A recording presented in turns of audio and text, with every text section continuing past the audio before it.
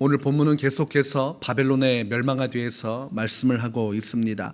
2절에서는 타국인을 바벨론에게 보내어 키질하여 그의 땅을 비게 하리라고 말씀을 하고 있습니다.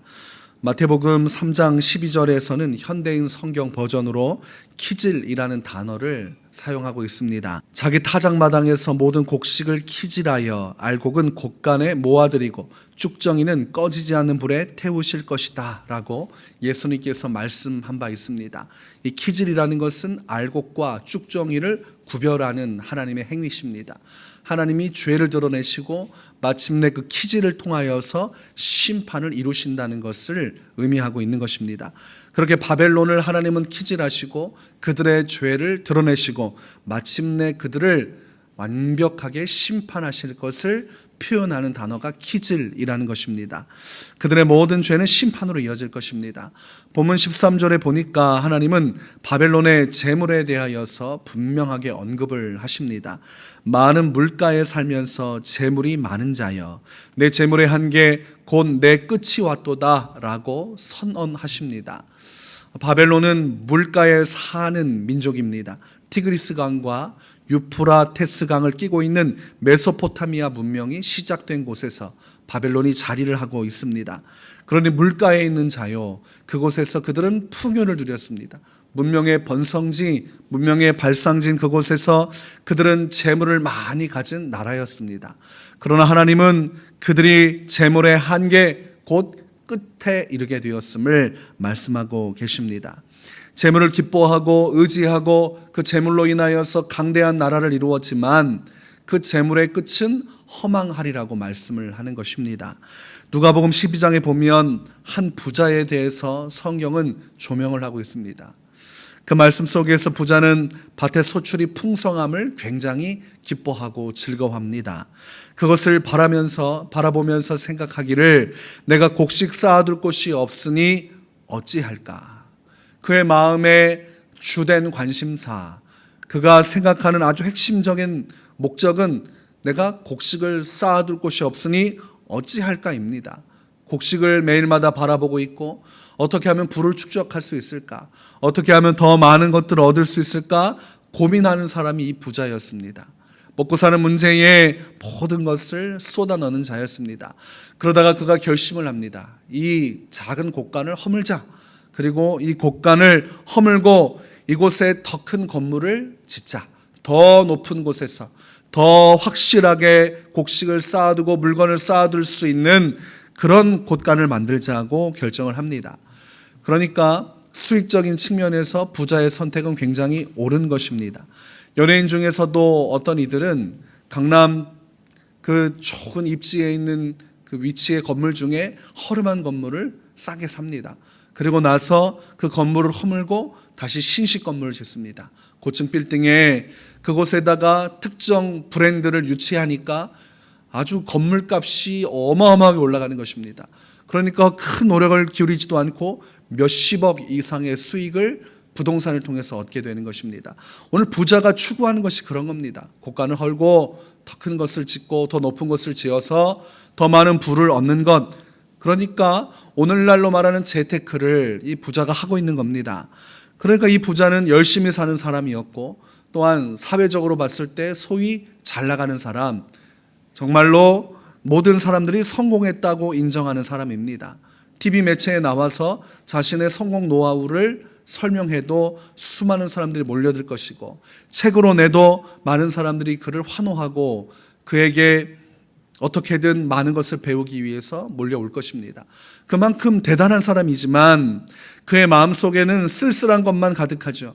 그 영혼에게 말하기를 영혼아 여러 해 쓸 물건을 많이 쌓아두었으니 평안히 쉬고 먹고 마시고 즐거워하자.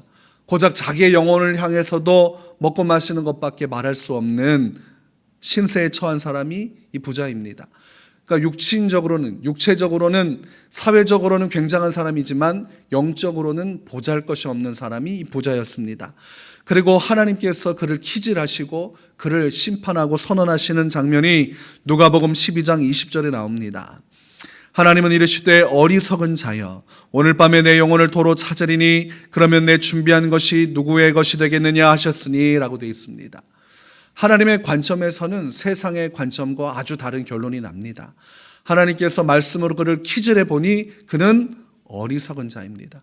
세상에서는 지혜로운 자였으나 하나님 앞에서는 그 재물을 의지하던 부자는 고작 어리석은 자밖에 되지 않습니다. 이것은 오늘을 살아가는 우리에게 큰 경종을 울려주는 것입니다. 돈 버는 것, 사회적으로 성공하는 것, 사람들에게 인정받는 것이 목적이 되는 수많은 그리스도인들에게 경종을 울리는 것입니다. 그렇게 재물을 따라가면 그 끝이 이르는 것인데 하나님의 판결은 어리석은 인생을 살았다라는 것입니다. 그렇다면 그 인생 전체를 다 부정당하는 것입니다. 얼마나 내가 열심히 살았든, 내가 어떤 것을 얻었든, 내가 어떤 인정을 받으며 어떤 이름을 이 세상 속에 남겼든 하나님 앞에서는 아무 의미 없는 인생을 살았노라고 평가받게 될 것입니다. 그래서 오늘 바벨론을 향한 평가와 어리석은 부자를 향한 평가가 아주 똑같이 닮아 있습니다. 하나님께서 바벨론에게 말씀하신 바 재물이 많은 자여 내 재물의 한계 곧 내 끝이 왔도다라는 주님의 판결과 어리석은 자여 오늘 밤에 내 영혼을 도로 찾으리니 내 준비한 것이 누구의 것이 되겠느냐라는 판결은 너무나 똑같습니다. 허황된 인생을 살았구나. 솔로몬의 전도서를 보면 공통적으로 솔로몬이 계속해서 반복하는 문구가 있습니다. 헛되고 헛되며 헛되고 헛되니 모든 것이 헛되도다. 인생에 대해서 솔로몬은 헛되다라고 이야기를 하고 있습니다. 인생 자체는 소중한 것이고 아름다운 것입니다. 인생 자체를 폄하하는 것은 옳지 않습니다. 그러나 솔로몬이 헛되다고 하는 것은 하나님이 없는 인생, 욕심에 붙들려 일평생 종노릇하다가 끝장나는 인생에 대한 평가입니다. 하나님이 없이 창조주를 기억함이 없이 이 세상에 왔다가 다시 흙으로 돌아가는 그 삶이야말로 아무런 의미가 없는 헛되고 헛된 삶 중에 하나라는 것입니다. 전도서 12장에서는 우리의 육신이 흙이 되어 땅으로 돌아가게 될 것이며 영은 하나님께로 돌아가기 전에 창조주 하나님을 기억하라고 우리에게 권면하고 있습니다. 사람의 본분은 하나님을 경외하는 것, 그분의 명령을 따라 살아가는 것, 하나님 앞에서 주의 뜻을 좇지 않으면 오늘 바벨론처럼 어리석은 부자처럼 결국은 헛되고 어리석은 인생 살다가 한계에 이르러 하나님 앞에 심판받게 되어 있습니다. 그래서 전도서 12장 14절에서는 이렇게 끝맺음합니다.